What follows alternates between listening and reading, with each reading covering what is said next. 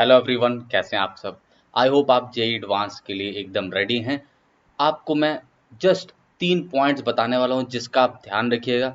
नहीं तो अगर आप इन 3 पॉइंट्स को मिस करते हैं या इनमें से किसी भी पॉइंट को आप इग्नोर करते हैं तो डेफिनेट सी बात है कि आपके रैंक में जो गिरावट है वो आनी पक्का है। तो ये 3 पॉइंट आज के दिन और कल के दिन आपको ध्यान रखने हैं।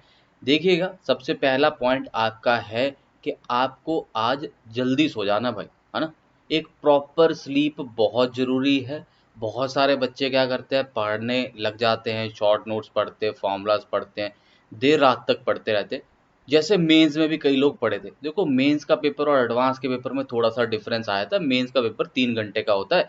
3 घंटे कोई भी बंदा कैपेसिटी होती है ज़्यादातर लोगों की, 3 घंटे बैठ के पेपर दे सकते हैं। जेई एडवांस के पहले शिफ्ट में आपको स्लीप की जो कमी है वो नहीं खलने वाली है। लेकिन जब 2 घंटे का ब्रेक होगा और आप दूसरे शिफ्ट में जाएंगे, वो आपको डेफिनेटली एक आपकी कैपेसिटी को लो कर देगा अगर आपने प्रॉपर स्लीप नहीं ली है तो। आपका पेपर 6 घंटे का नहीं है, आपका पेपर 8 घंटे का है। बीच में 2 घंटे जो ब्रेक है उसमें आप सो तो सकते नहीं।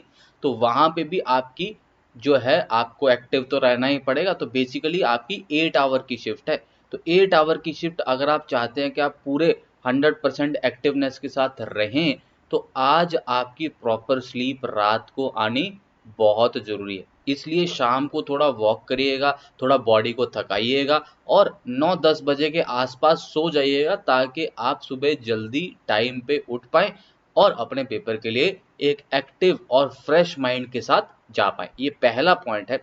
दूसरा पॉइंट है, आपको एग्जामिनेशन सेंटर पे पहुंच के, ये बहुत ज़रूरी है, एग्जामिनेशन सेंटर पे पहुंच के आपको किसी और जेई एस्पिरेंट से किसी तरह का कोई कॉन्वर्सेशन नहीं करना है।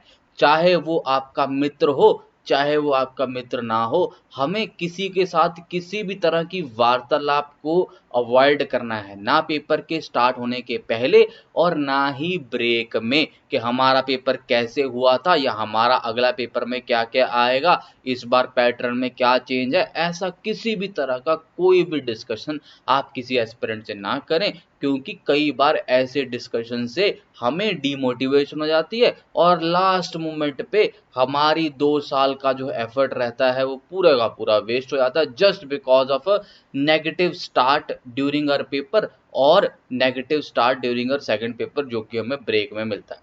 तीसरा पॉइंट जो आपको ध्यान रखना है वो ये कि भाई ब्रेक में हमें कुछ एनर्जी वाली चीज़ें खा लेनी है ना, जैसे जूस पी लिया, है ना, ग्लूकोन डी ले लो भाई, अपना सैंडविच खा लिया, थोड़ा लाइट खाना, पराठे छोले भटूरे ये सब नहीं खा लेना कि नींद आ जाए, है ना। तो थोड़ी एक्टिव चीज़ें खानी है, एक्टिव रखने के लिए, जैसे फ्रूट खा लिया, जूस, है ना, ये लाइट चीज़ें खाने का। और पहले से डिसाइड करने का, ऐसे नहीं सोचने का कि मैं वहाँ पे देख लूंगा जो मिलेगा खा लूंगा। अरे वहाँ पे तो क्या पता समोसा कचौड़ी मिल रहे हो, तो आप क्या समोसा कचौड़ी थोड़ी खाएंगे अब ब्रेक में। तो ध्यान रखना, लाइट फूड होना चाहिए, एनर्जी मिलनी चाहिए, बॉडी एक्टिव रहनी चाहिए और स्लीपीनेस नहीं आनी चाहिए। सेकंड अटेम्प्ट जो है ना वो बहुत जरूरी है। सेकंड पेपर जो है, फर्स्ट पेपर के समय हम एक्टिव होते हैं, हमारे में कंसंट्रेशन लेवल, हमारे में फोकस ज़्यादा होता है और एनर्जी भी होती है। लेकिन पहले पेपर में आपकी एक्सपेक्टेशन से अगर हल्का सा भी पेपर आपने अटेम्प्ट किया, पेपर हल्का सा भी टफ आया, तो आपको डीमोटिवेशन होगा। आप उसको अगर आप कॉम्प्लीमेंट कर देंगे साथ में एक ऐसे खाने के साथ जो आपके बॉडी में स्लीपीनेस, लेजीनेस लेके आएगा, तो भाई पहले से आपका मन तो थका हुआ है, उसको आप पराठे खिला देंगे तो और थक जाएगा। तो वैसा मत करिएगा प्लीज़, इन चीज़ों का ध्यान रखिए। 3 पॉइंट्स को अगर आप ध्यान में रखेंगे तो आपका रैंक जो है वो आप डिजर्विंग रैंक से थोड़ा बेहतर ही पाएंगे, कभी भी आपका रैंक जो है गिरेगा नहीं। I wish you all the very best and I am sure you will do great in this exam. Bye bye. And कल सब लोग आगे बताएंगे कि कैसा कैसा पेपर हुआ। Take care.